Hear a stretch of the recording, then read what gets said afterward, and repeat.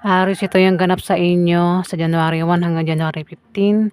Ito ay 15 reading, guys.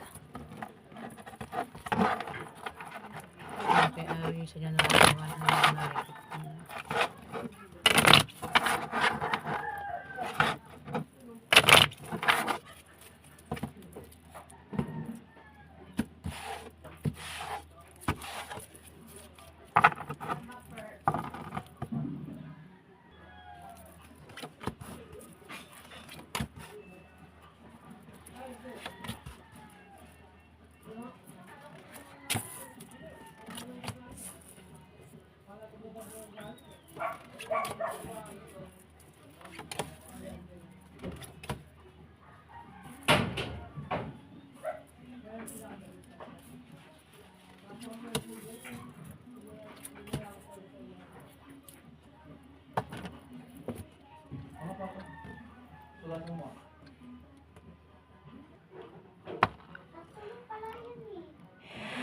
Aris, magkakaroon ng away na patungkol sa pera sa 15 days. Yung away sa pera ay malulutas din naman, Aris. Pwede magkaroon ng away, gastusin, araw-araw, gastusin sa mga anak, Aris. O utang na hindi mabayaran. Basta patungkol sa pera yung pag-aawayan dito, Aris. At may tao dito yung maaaring makatanggap ng pera. Kasi yung away sa pera ay malulutas din naman. At mukhang magkakapera ang iba sa inyo, Aris. Ayan. Maaaring makatanggap ng pamana sa 15 days. O kung may negosyo, may paglago sa negosyo. Maaari din na makapag-asawa ng mayaman ng iba sa inyo dito, Aris. Meron din daw kayong pangarap at kahilingan na magkakatotoo, Aris, sa 15 days. May away naman dito. Dalawa ito away. Ito away sa pera, ito naman away.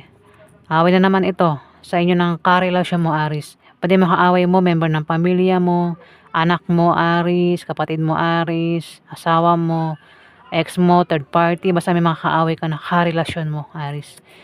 Pwede rin kamag-anak mo ang makaaway mo at pwedeng humantong sa hiwalayan yung away dito, Aris. Asawa mo, makaaway mo. Kung hindi man ikaw yung mapaaway dito, pwedeng yung asawa mo, Aris, ang mapaaway sa kanyang karelasyon. Pwede makaaway niya, member ng pamilya niya, Aris. O ikaw yan, mag-aaway kayong dalawa ng asawa mo dito, Aris, sa 15 days. Kasi may hadlang. Ayaw hinahadlangan. Ayan, may hadlang. Pwedeng ikaw yung hadlang o siya yung hadlang. Pwede rin na ito ay inggit. May naiinggit dito, Aris. May magta-travel. Pwede ikaw yung mag-travel, Aris. Kung hindi man ikaw yung mag-travel, maring kilala mo itong magta-travel. Dahil ng pag-travel, dahil sa bagong business deal, o dahil sa nakabili ng bagong bahay, o lilipat ng bahay sa 15 days na yan, Aris. At may taong natitempt dito. May balak, may plano, may gustong gawin. Pwede masama o mabuti yung binabalak niya. Maaari din na ma-stress ang taong ito. O kung lumalabas sa gabi, o nagpapagabi, o yan, wag daw, ingat sa paglabas-labas sa gabi para makaiwas sa pwede mangyari sa kanya sa paglabas-labas sa gabi o madaling araw. Ayan yung ganap sa inyo, Aris. Kung di man sa'yo tumama ito, pwede tumama sa mga kakilala mo.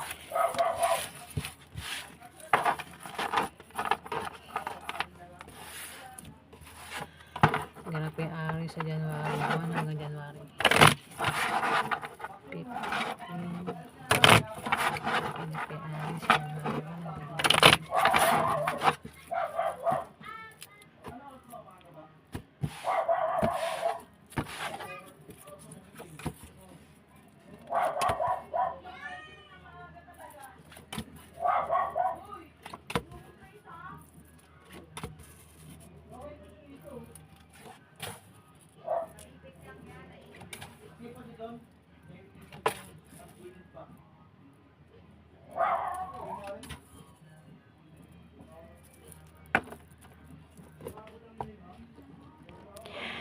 Aris, may manloloko dito, oh.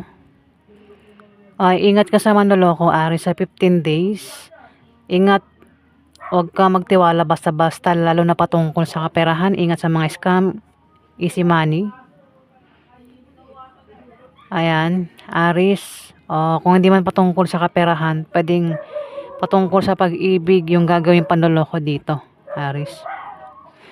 Pwede magkaroon ng third party kung wala pa ng third party yung taong ito. Ayan, basta wag magtiwala sa manloloko. May manloloko dito, Aris. May tao talaga nang babalak magtayo ng business. O maring kung may negosyo, may paglago. Kung may trabaho, maring ma-promote, lumaki sahod. O kung utang, maring makabayad na sa utang. Sino man itong may utang. May taong problemado ito sa love life, pamilya. Lumabas na naman siya, oh. Problemado sa, kino-confirm niya. Problemado sa love life, pamilya, gastusin. O baka may gulong kinakasangkutan. Pwedeng ikaw yan, Aris. Kung di man ikaw, pwedeng kilala mo yan. Pero sinasabi rito na malalampasan nyo rin daw yan kung ikaw yan, Aris. Na problemado sa pamilya mo, sa love life. O baka meron kayong gulong kinakasangkutan dito, Aris. Kasi para may nagtaksil, eh. Nagtaksil, pwede ikaw yung taksil o yung karelasyon mo yung taksil. O kung sino mo itong nagtaksil. Pwedeng nagkaroon ng iba. O nagsinungaling ng linlang ito. At nabuking. O mabubuking pa lang. Sa kanyang pagtataksil. At pwedeng mauwi sa hiwalayan pag nabuking ito sa kanyang pagtataksil. Sa 15 days. May darating din na pera na hindi naasahan, kaya magkakapera ang iba sa inyo, Aris. O magkakapera kayo, ayan. Yung pera na darating, pwedeng galing sa kamag-anak, galing sa sahod, negosyo, o sa pagaling yan, pwedeng sideline. May pag-unlad din sa negosyo, o maring yumaman ang iba sa inyo sa 15 days, maring meron kayong ginawa dyan na kayo daw ayayaman. Kayo daw ayayaman, ayan. Baka tumaya kayo sa loto at manalo, biglang yaman. Swerte mo kung isa ka sa yayaman, Aris. May tao dito yung nahihirapan. Mayroon siyang kahirapang pinagdadaanan. Pwedeng ikaw, Aris. Kung di man ikaw, pwedeng kilala mo siya. Pwedeng asawa mo o member ng pamilya mo yan.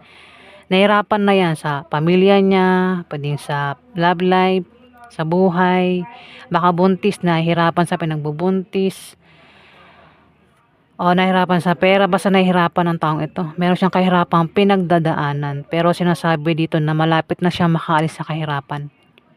At swerte ang kapalit ng kahirapan. Alamin natin yung outcome kay Aris. Outcome kay Aris.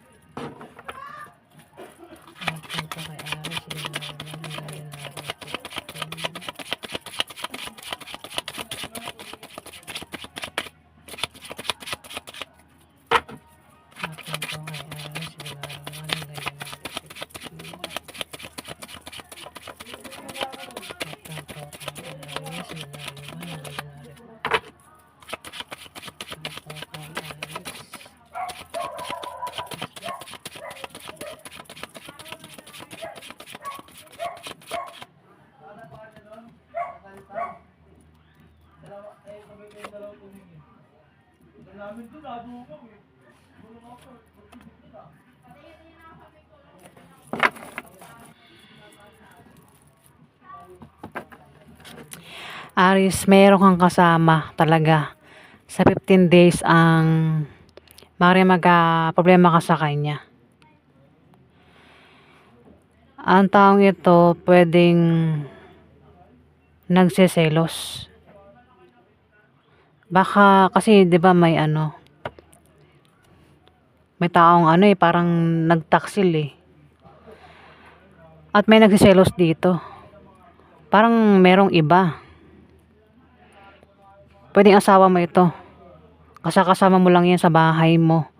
Kung di mo asawa yan, pwedeng kasama mo lang yan sa trabaho mo, negosyo mo.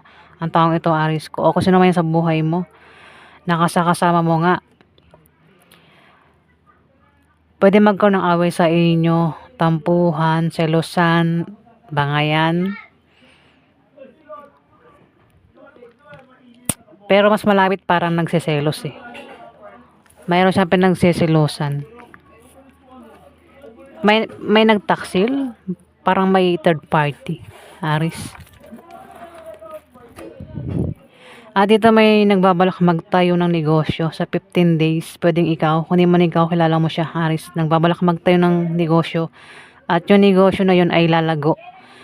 Pwede rin na may tao dito ang magpapayo na patungkol sa negosyo.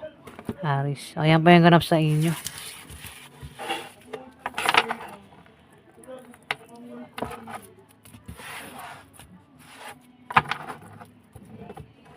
Maraming salamat po guys sa mga